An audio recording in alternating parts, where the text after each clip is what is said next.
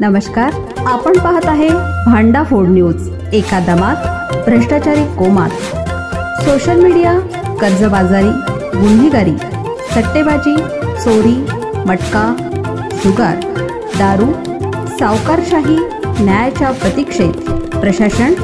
भांडाफोड news, एका दमात भ्रष्टाचारी कोमात। गुन्हेगाराच्या खून प्रकरणी 2 अल्पवयीन अटक। अवघ्या 12 तासात 2 अल्पवयींना पोलिसांनी घेतलं ताब्यात।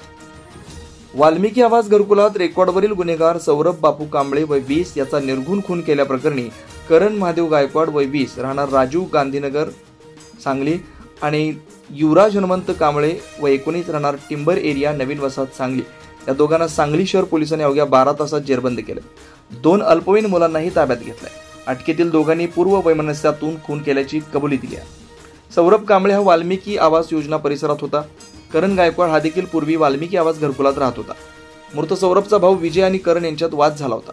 तेव्हा सौरभनं करणच्या घरात जाऊन तक्रार केली होती। त्यामुळे करणला घरातून बाहेर काढलं होतं। त्यामुळे करणला सौरभ यांच्या विरोधात राग होता, कारण नवीन वसाहत परिसरातील टोळक्याला घेऊन वाल्मिकी घरकुल परिसरात सतत येत होता।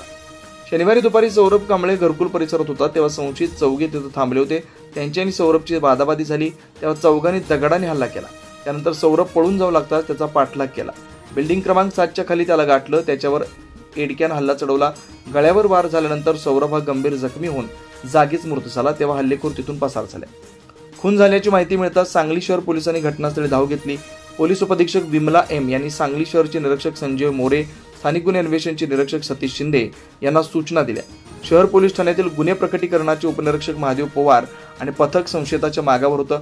तसंच गुन्हे अन्वेषणचं पथक देखील संशयितांचा शोध घेत होता।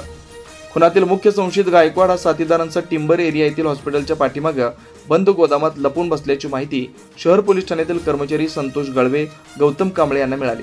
पथकाने रात्रीच्या सुमारास त्या ठिकाणी छापा टाकत करण गायकवाड, युवराज कांबळे याच्यासह 2 अल्पवयीन अशा चौघांना ताब्यात घेतलं।